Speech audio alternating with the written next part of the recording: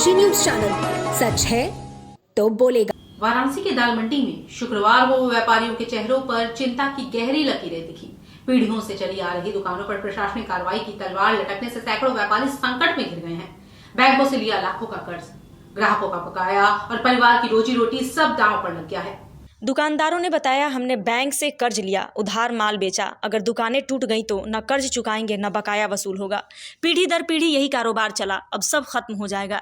एक व्यापारी ने आंसू भरी आंखों से कहा, मकान मालिक चुप है, अधिकारी सुनते नहीं, हमारी सुनवाई कौन करेगा। दाल मंडी व्यापार मंडल ने शासन प्रशासन से अपील की है कि बिना पुनर्वास या वैकल्पिक व्यवस्था के कोई कार्रवाई न की जाए। हम अतिक्रमण हटाने के खिलाफ नहीं, लेकिन हमें जीने का हक दो, कोई विकल्प दो, तभी दुकान खाली करेंगे। जिला प्रशासन ने दाल मंडी में अतिक्रमण हटाओ अभियान की तैयारी तेज कर दी है।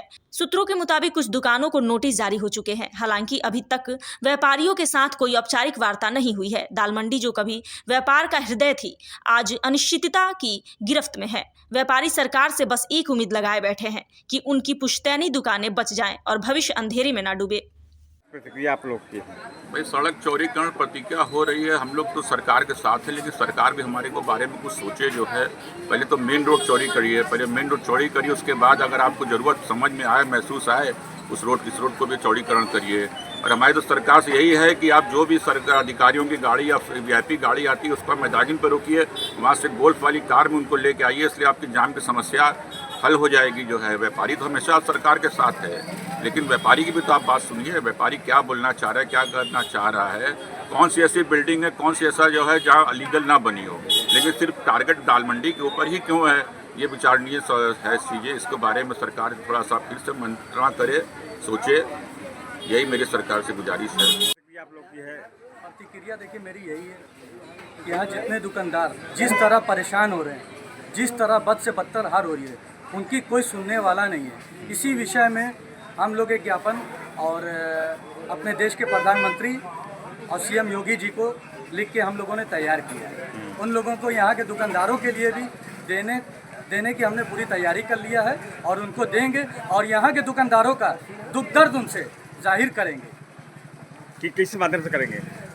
ज्ञापन देंगे उनको। कहाँ पे? लेटर दिया जाएगा उनको, और हमारे साथ जो लोग हैं दुकानदार भाई हैं, सब इस एप्लीकेशन को आगे बढ़ाएंगे।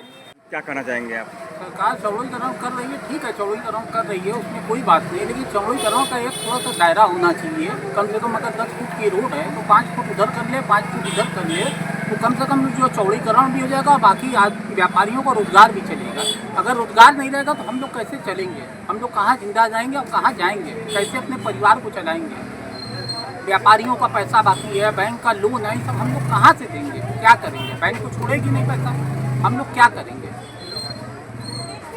तो आप लोग का दुकान है?